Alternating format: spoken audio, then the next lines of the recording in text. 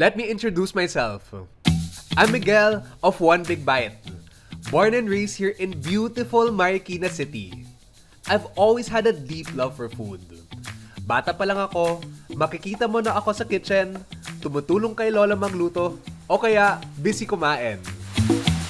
I remember as a child binge-watching TV shows like Junior Master Chef, Cake Boss by Buddy Velasco, and the cooking shows of other culinary greats like Bobby Flay, Rachel Ray, Nigella Lawson, and Jamie Oliver.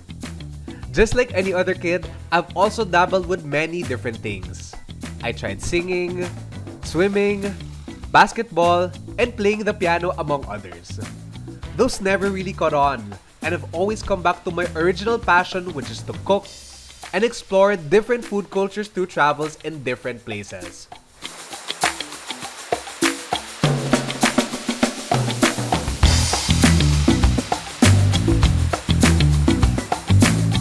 That led me to taking up BS Restaurant Entrepreneurship in college to make my culinary dreams come true. Starting my first 2 years in college was tough during the pandemic. During lockdown, I turned to social media as a way to connect with other fellow foodies. What started as a simple hobby turned my lifelong dream into a reality. I started sharing food photos from previous travels until I transitioned to doing short-form cooking videos on TikTok, Instagram, and Facebook. Now that I'm done with school, follow me along One Big Bite's food journey. Ano? Tara?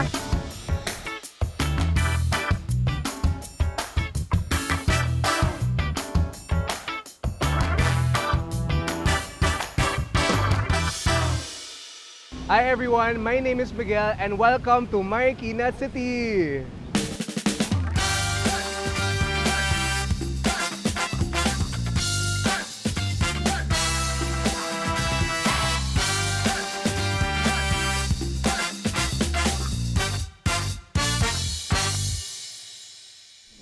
We're here at the famous Shoe Museum of Marikina. Dito matatagpuan ang sapatos ng mga dating presidente at sikat na tao dito sa Pilipinas. Located in a Spanish-era building, the Shoe Museum showcases Marikina's reputation as the shoe capital of the Philippines. Visitors can trace the city's shoemaking history through displays of tools, materials, and handcrafted shoes. The museum pays tribute to the craftsmanship and livelihood that built Marikina's legacy. It's both nostalgic and educational, preserving stories from a proud tradition. Small but rich in culture, it offers a glimpse into the artistry behind every pair made in Marikina. Malapit lang dito ang sikat na putong Marikina. Tara, try natin!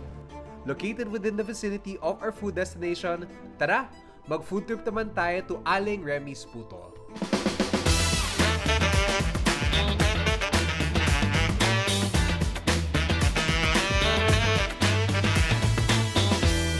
Aling Remy's Puto and Kuchinta is a cherished culinary institution in Marikina City.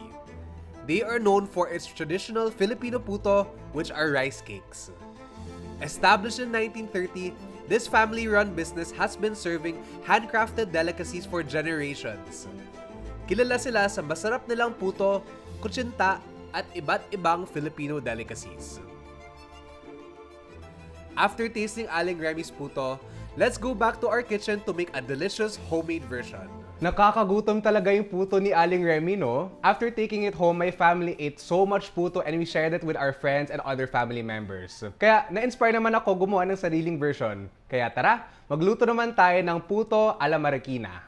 Here are the ingredients that we need for our recipe. So we have glutinous rice flour, regular all-purpose flour, milk powder, vanilla extract, egg, then meron din tayong ube extract, white sugar, and last but not the least, cheese. So what's great about this recipe, guys, is pwede mo siyang gawin in one bowl. So as you can see, lahat ng ingredients natin, lalagay lang siya natin sa isang bowl and halo-halo lang tayo. It's that simple. Okay, so let's start with our regular white all-purpose flour. Then maglalagay naman tayo ng glutinous rice flour. This is what's gonna make our puto nice and sticky and a little bit sweet. So let's add it to our bowl. Then, let's add our milk powder. You can use any brand of milk powder. I like using quite a bit of milk powder since it gives it a nice flavor. So, ayan, maglagay tayo ng milk powder. Then, of course, we want our puto sweet, so maglalagay tayo ng white sugar. Personally, I think white sugar does make it easier White sugar does give it a nice white color compared to brown sugar. So at least when we add other flavors, it's not going to change the color too much. And last for our dry ingredients, meron tayong baking powder. So what baking powder is gonna do, it's going to be able to help our puto to rise and give it a nice fluffy texture. So ayan, maghalo-halo lang tayo. You'll know it's done mixing once you don't see the yellow milk powder anymore. So once your flour mixture becomes completely white, you know they were pretty much done. Para ma-form yung ating puto, let's start adding our wet ingredients, guys. So let's start by adding a little bit of water. And she goes. Then we have our egg. We're adding 1 whole egg with both the white and the yolk. Ta-da! And last but not the least, our vanilla extract. We'll also be making an ube version later. That's why we have the ube extract later. So what I'm gonna do 1 plain and 1 ube. So fun fact, there are lots of different variations to puto. If you go to a karinderya or you go to a market, there are different colors of it. So there's purple, there's orange, there's green, there's color white. I think that's one of the great things about Filipino food like puto is that there's endless possibilities. There are different flavors for everyone para lalong busog tayo lahat. So our mixture is now starting to form. To remove the clumps, I'm now going to switch to an electric mixer.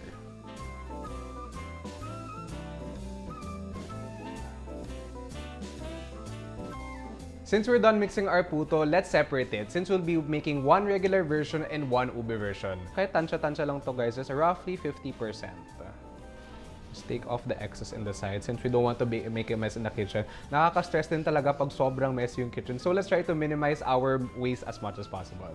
There are other ways to be able to have ube flavor. There's ube condensed milk. You can even use ube halaya. But for me, ube extract is the simplest way to put it since you only need a little bit of it. So I'm gonna be adding maybe 1/2 teaspoon of our ube extract. Not too much since this is quite strong in flavor. Then let's use a wire whisk to be able to mix everything. So as you can see, it's turning into a nice bright purple color. Mukhang ube talaga yung ating puto. If you use ube extract, ang bango niya talaga, guys. You can really smell a nice rich ube flavor that you usually won't get with other forms of ube. It's time to start assembling, guys. So bago natin i-steam yung puto, let's add some melted butter first para hindi mag-stick yung batter sa ating puto mold. So you don't want to add too much as well para hindi masyado siyang magmantika later on. After that, let's add our mixture into the mold. Put a little bit of mixture into each mold.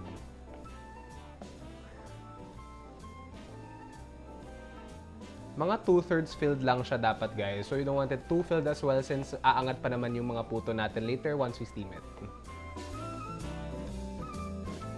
So fun fact about puto as well, ang daming versions talaga ng puto as I mentioned a while ago. Aling Remy's is the most famous puto sa Marikina pero ang daming iba't ibang versions. So Maricanos really love buying puto either as pasalubong or after church. It's really a community building food since it's really a staple here lalo na sa Marikina. Ngayon, i-pour naman natin yung ube version ng puto natin into our little mold. So just do the same with our regular one. You don't want to fill up too much since aapaw pa naman siya later on. I wish you could smell this, guys. Sobrang bango na talaga. Iba talaga yung ube extract. I only added around 1/2 teaspoon and ang laki na talaga ng binango ng kitchen natin. And last but not the least, the cheese. So the cheese is there for a sweet and salty combo, at least para balance yung flavor ng ube puto and vanilla puto natin, guys. So you can use clean hands for this, but I'm gonna be using some kitchen tweezers para mas madali siyang ilagay sa puto natin. Since our puto is quite small, maglalagay lang ako ng mga 1 peraso per puto. So, if you don't like cheese, then you can remove it as well. But for me, the sweet and salty combo really makes Marikina puto iconic. And puto and cheese is really such a natural combo. So as you can see as well, yung steamer natin, nagbo-boil na rin siya. We're gonna steam it for around 3 to 5 minutes only since mabilis naman siya magluto. Tara! Mag-steam tayo, Bite Fam. So, let's steam this for around 3 to 5 minutes only since maliit naman yung puto pieces natin. Siyempre, mas maganda kung malaki yung steamer natin, guys. But since we are making 20 pieces of puto, I think kasya naman siya. And we're gonna steam this for around 3 to 5 minutes only. After a few minutes, let's check on our cooked puto, guys. Wow! So as you can see guys, umalsa na yung puto natin. Looks nice and fluffy. So after cooking it, we're just going to let it cool for a couple of minutes as well para hindi siya super init. And here's our finished product guys. Tara, try na natin. Oh, masarap guys. So fluffy. Let's take a one big bite.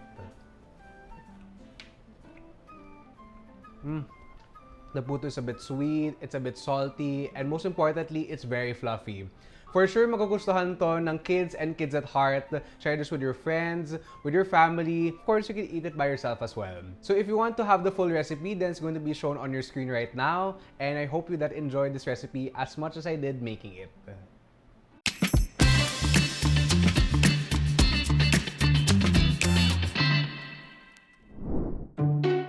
Nandito tayo ngayon sa bahay ni Capitan Moy. The Capitan Moy residence is a historic house located in Marikina City, Metro Manila. It was the home of Don Laureano Capitan Moy Guevara, who is credited with founding Marikina shoe industry in 1887. The residence is a classic example of the bahay na bato architectural style, featuring stone and brick on the ground floor and hardwood on the upper floor. Ang mga taga Marikina ay may sariling version ng menudo. Ang tawag dito ay waknatoy. Tara, alamin natin kung anong lasa nito. Just a couple minutes away from Capitan Moy is our next stop, Kusina ni Kambal. They're known for making one of the famous dishes here in Marikina, waknatoy. Sa dami ng masasarap na pagkain sa Marikina, isa sa mga pinaka-iconic ang waknatoy, na tinatawag ding Marikina menudo. Mukha siyang menudo pero iba ang timpla. May pickles, hotdog, at sweet savory sauce na nagbibigay ng kakaibang twist. Ako si Irma San Miguel, may-ari ng kusina ni Kambal. Ang waknatoy ay version ng Marikina na menudo sa ibang lugar. Ang kaibahan ay walang patatas, walang carrots, walang ibang sahog na tulad ng sa menudo. Ang meron lang dito na very prominent ay meron siyang pickles. Kaya nga minsan ang waknatoy ay tinatawag na pork de pickles o may pickles na pork. Meron din itong chorizo at ito ay purely kasim pork. Bakit tinawag na waknatoy? Parang alayo naman sa menudo sana o pork de pickles. Ganun. Ang ilog ng Marikina ay maraming dumadayong traders, mga Chinese traders. At ang mga bata na tinutusan ng kanilang mga ina na magtinda o maglako ng kung ano-anong pwedeng itinda na pagkain sa mga traders, ay laging waknatoy ang iniaalok. Sasabihin ng mga bata, bilhin na po kayo, bilhin na po kayo. Pero ang isasagot naman ng mga traders o mga karamihan ay Chinese traders ay waknatoy, waknatoy. Doon napanganak ang salitang waknatoy. Waknatoy isn't just a dish. It's a taste of Marikina's heritage passed down through generations. Let's recreate it at home and start cooking, guys. Hi, Bite Fam! So now we're in our home kitchen. So kanina nag-food trip tayo around Marikina, trying out the different types of food and meeting the people behind this establishment. So now, tara, magluto naman tayo ng waknatoy. So, ano nga ba yung waknatoy? Waknatoy is Marikina's version of menudo. So compared to the traditional menudo that we have as Filipinos, Marikina waknatoy actually has pickles and chorizo that's going to make our dish so flavorful. So think salty, sweet, then of course we're going to be serving this with extra rice because of course kailangan natin busog sa food trip natin. So tara, magluto naman tayo, Bite Fam. Without further ado, let's start our recipe. So these are our ingredients, Bite Fam. We have garlic, onion, carrots, potatoes, sugar, vinegar, chorizo, soy sauce, red bell pepper, and pickles. But we're not done yet. Meron pa tayong tomato sauce, pork belly, and pork liver. And of course, our pantry essentials, which is water, oil, and of course, salt and pepper. So traditionally, guys, actually, wala talagang potatoes and carrots yung waknatoy. But since we're doing a more modernized Filipino version here sa house natin, maglalagay tayo ng potatoes and carrots. So let's just cut our potatoes into cubes like this. So as you can see, it's around the size of a fingernail. It shouldn't be too big, it shouldn't be too small, para mga maliliit na cubes na. Around 1/2 inch, guys. Mag-chop naman tayo ng carrots.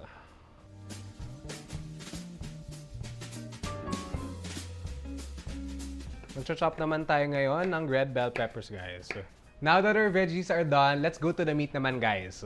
So, gagamit tayo ngayon ng pork belly, but you can also use pork kasim. What I like doing is looking at the fat content. So, as you guys can see, ang dami ng taba. So, this is gonna be rendering later in our pan and gonna make it more delicious, more flavorful since walang diet dito. Okay, so let's start chopping naman. So, you can cut this into cubes. I like cutting it into around 1-inch cubes, but you do you. You can cut it bigger, you can cut it smaller, depending kung anong gusto ng pamilya mo. What I really like about cooking is really therapeutic, guys. I think that's one of the reasons why I love cooking. Cooking is really a big canvas. You can cook anything that you like. So once you're done, it should look something like this.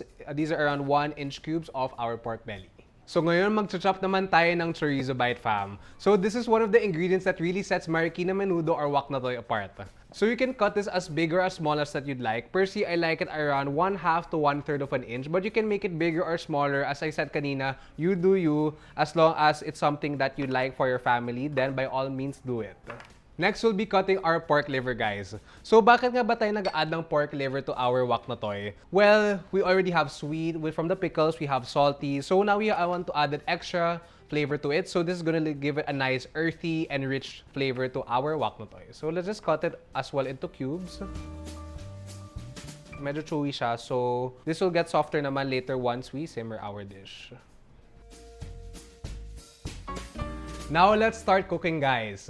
So, what's great about this recipe is that you can all make it in one pot. First, saute our potatoes and our carrots.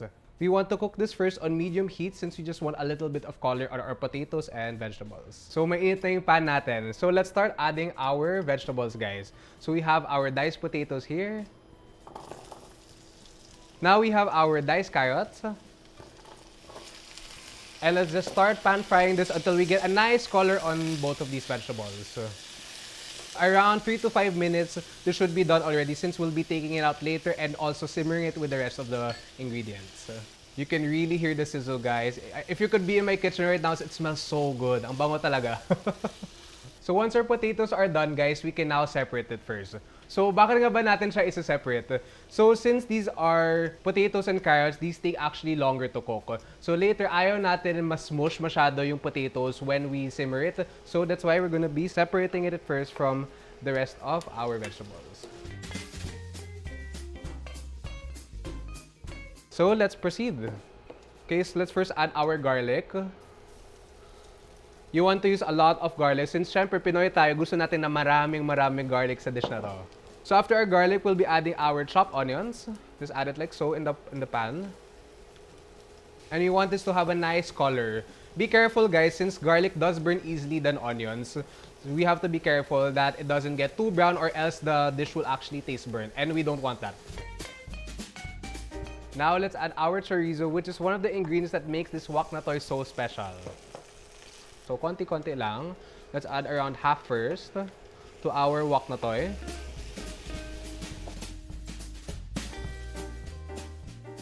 You also don't want to add too much oil, guys, since the pork fat will render as well, so it will also be nice and oily later on. Now, let's add our pork chop liver pieces. So kung mahilig kayo sa pork, guys, you guys will absolutely love this dish. Meron ka na bang pork belly or pork kasi at meron ka pang pork liver. That's definitely a flavor bomb that's waiting to happen. So halo-halo lang natin, guys. So I'm just waiting for the pork to be a bit more cooked. Then after that, we can add our tomato sauce and our water para mag-simmer naman siya. Now let's add our tomato sauce.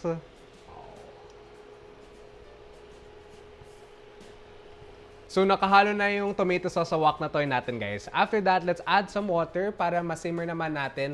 Then afterwards, you want to increase the heat and boil it naman. I'm adding around 1 cup of water. So, halo-halo natin lang carefully, guys, since later lalapot naman to form our sauce. Ayan. Ang bango na, guys. It smells like garlic, smells like onion. Actually, amoy siyang pizza since may tomato sauce, pero amoy pork din and sobrang bango na talaga.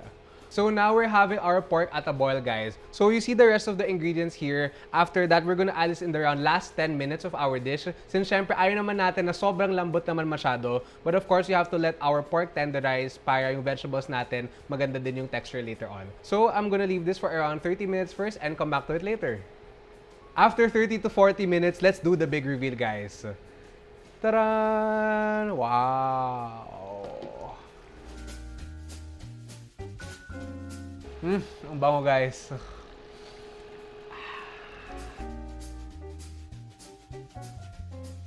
Now we're in the final stages of our waknatoy, guys. So now we're gonna add the remaining ingredients. So we have our red bell pepper. Let's add it. Then we have our soy sauce. We have a little bit of vinegar, just a little bit. You can add more if you'd like, but I like mine just a little bit light. Now we have our pickles, which is one of the ingredients that makes the waknatoy really special. Syempre, lutong Marikina ito. So let's add our pickles and a bit of a juice if you'd like to add as well. And a sugar. So just a little bit sweet since we want to balance out the sourness of our tomato sauce. And of course, we can't forget yung potatoes and carrots na linuto natin kanina. So let's add it in the end para maganda din ang texture niya.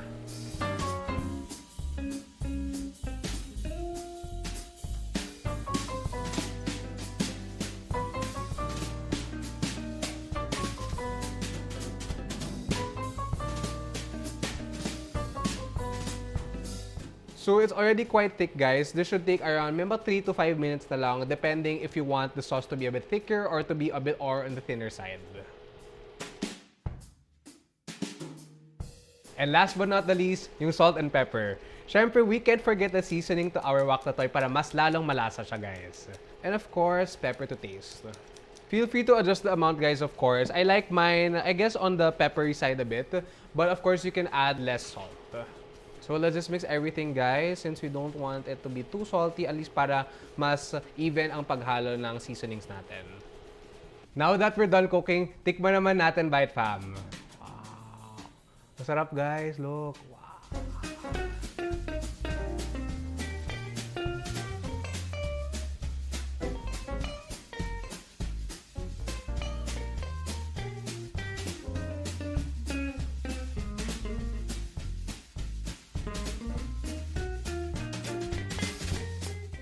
Now, it's time to taste, guys. The best part. Okay, tikman naman natin ang ating ginawang waknatoy. Yummy. And the moment of truth. Tikman natin, White Fam. Kain tayo.